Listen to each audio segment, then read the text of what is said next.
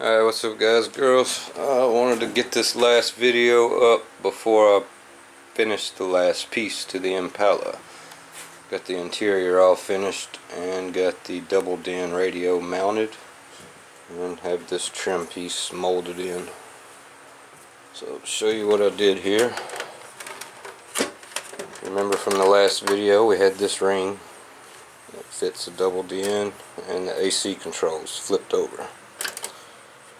So I spot glued it with some super glue in the corners just to hold me while I used fiberglass resin across the back of it.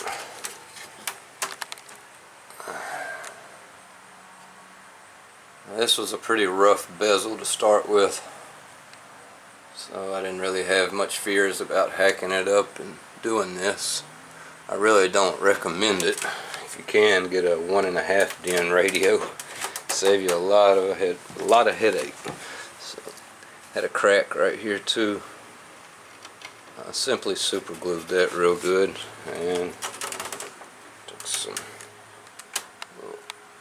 epoxy, reinforced it, sanded it first so it'd stick to the plastic good.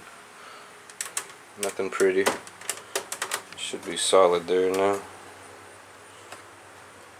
Alright, so next step, I'll finish scuffing this down in the edges, clean that up a little more, and use my paints, CM paints, tape it off. I may just do the black real quick, and then since it's a smaller area, after it's dry, take the black off and then do the gray. So after I finish sanding this, I have to go give it a good cleaning again. Take a toothbrush and get in all the cracks and crevices. I usually take these all the way apart, and when I say these, I mean most vehicles, the vents and stuff. These are very brittle, so I've learned from past mistakes, if these are still clicked in solid, do not mess with them. The tabs are already broke there, but the tab part that holds the actual vent is still on. So I don't want to mess with that. So I'm going to take a toothbrush in here and clean it. Spray this thing off with a hose pipe and let it dry. Have a nice day.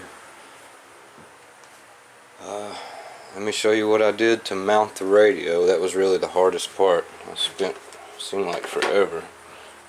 I did not have the right stuff to do it. I don't know if there is the right stuff. It seems like there was a guy that made a kit to do this.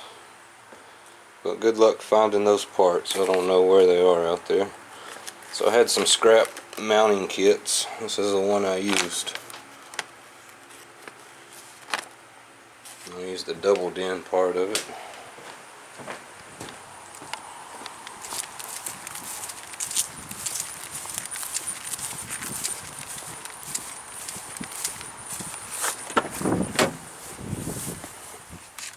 Alright. There we go. It's not the prettiest, but it's solid. It is. Let's see if I can explain this best I can. Sorry I couldn't take you guys with me because this was a long process. I would have had to done multiple videos. Alright, so before I had the bezel piece that I just showed you in there before I mounted it to the actual trim bezel. I came in here, had it mounted, the main bezel, and the whole center was empty. I think I showed that on the last video, how that was sitting. That way I could come in here, test fit the area for up, down, and in and out depth. That made sense.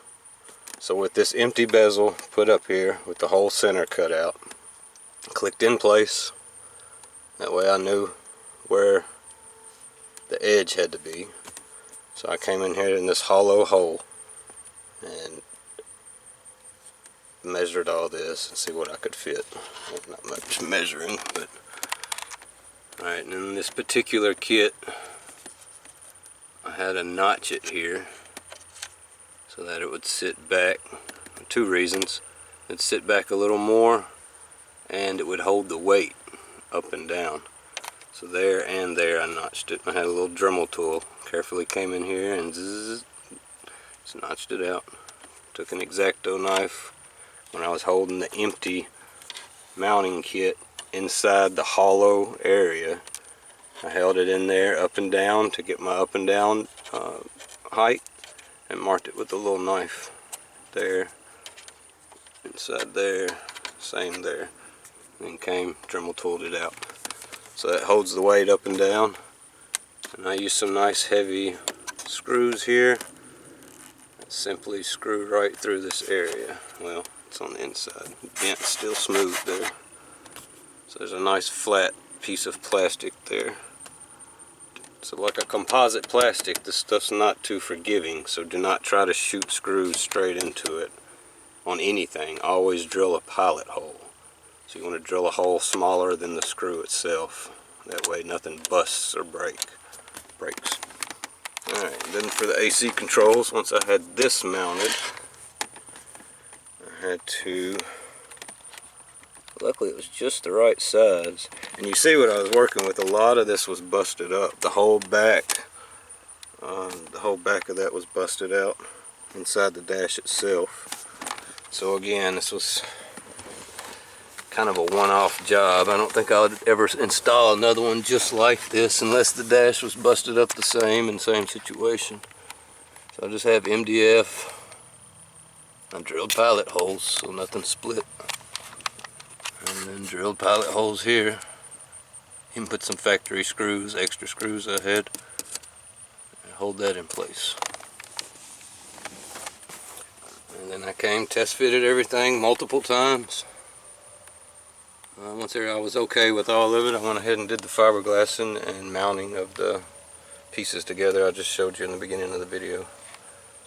Only thing I have left to do here is wire up his parking brake, which I usually bypass or put on a switch if they're funny. I don't know why these companies, some of the companies use a ground, some of them use a power, some of them use a power that has to be switched on and off. That way it resembles the emergency brake being pushed in, which is what this one showed. But then when I do that, we're still not getting any video. So I'm not sure what's up with this one. And this radio gave a silly code said amp error. So I looked that up, took the time to see what was going on with that.